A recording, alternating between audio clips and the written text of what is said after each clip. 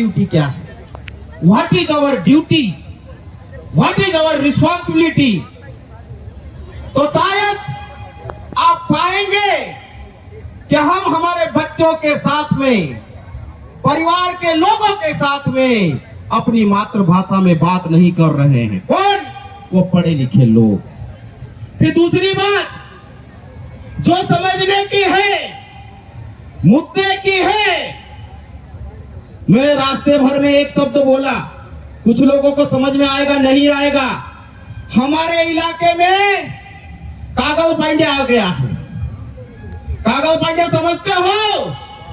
हमारे जैसे अच्छे बोलने वाले लोग, वो बेरुपया होता है, हमारे घरों में आता है, हमारे चूल्हे तक संबंध रखता है और उसकी मतलब की बात करके चले जाता है, और हमको सुधारने के नाम पर दिगर रास्ता बता के चले जाता है, और वो हमको भी समझ में आता है।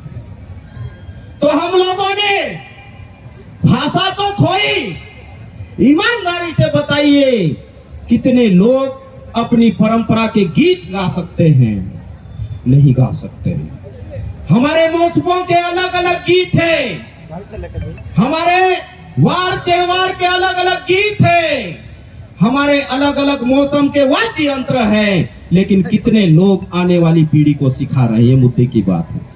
दूसरा, जो आपको खत्म किया जा रहा है, रावटे साहब ने बोला कि आदिवासियों को खत्म किया जा रहा है।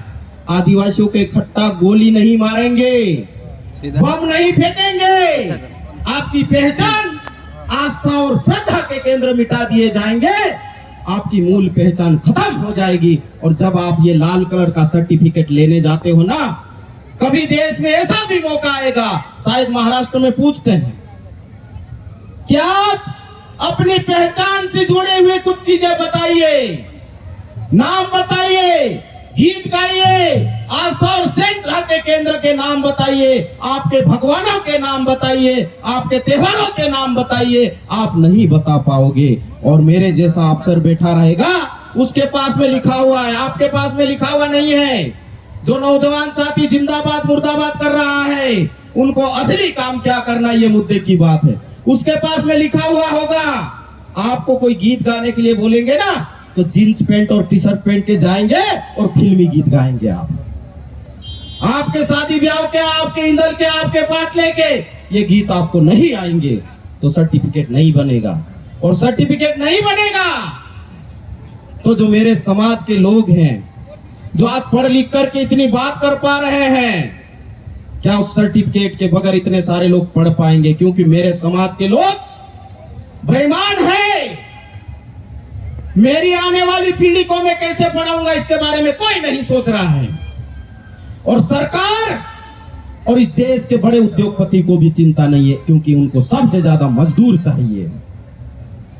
तो ये तो पढ़ाई में सुविधा मिलती है, वो खत्म हो जाएगी।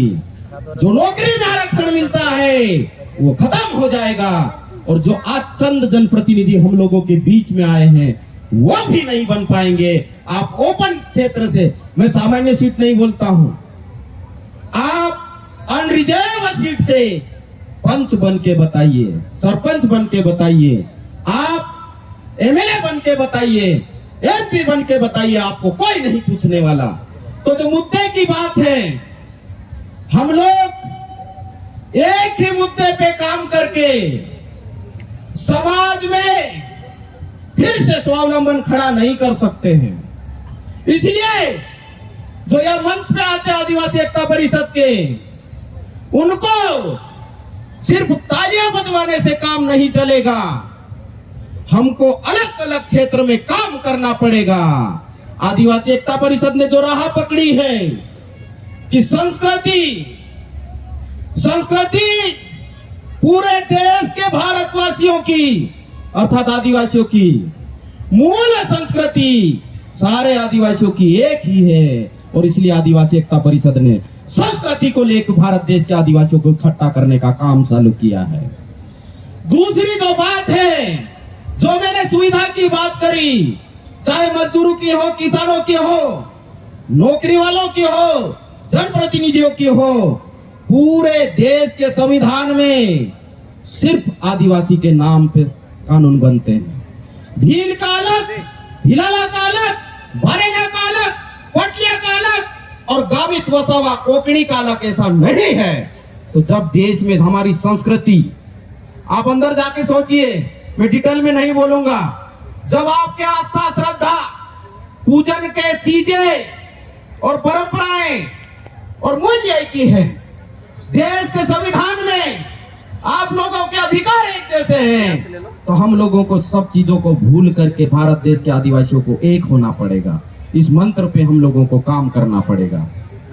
दूसरी जो बात हम यात्रा लेके आए, संस्कृति, प्रकृति, संविधान एवं लोकतंत्र संरक्षण अनवरत यात्रा।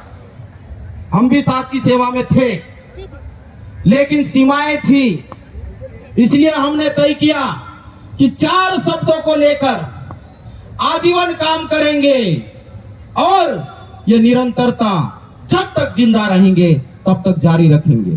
तो दूसरे जो 2 शब्द है, संविधान एवं लोकतंत्र। आप देखिए, इस देश में लोकतंत्र की खुलेआम हत्या हो रही है। आप देखिए, इस देश में जिसको हम लोकतंत्र का चौथा स्तंभ मीडिया कहते हैं, चाहे वो इलेक्ट्रॉनिक मीडिया हो, चाहे वो प्रिंट मीडिया हो, सबसे ज्यादा सवाल किससे पूछना चाहिए उनको? पक्ष से या विपक्ष से? पक्ष से। लेकिन हो ये रहा है देश में कि विपक्ष से सबसे ज्यादा सवाल किए जा रहे हैं। तो हम लोगों को यदि संविधान को बचाना है, लोकतांत्रिक मूल्य जो आदिवासी समाज में है, तो हम लोगों को घर वापसी करना पड़ेगा। जो देश में जो नारा चल रहा है ना घर वापसी का, वो उनके लिए नहीं है, उसको ठीक से समझ लीजिए। घर वापसी का नारा हम आदिवासियों के लिए है। यदि नारा वापस करते हैं और घर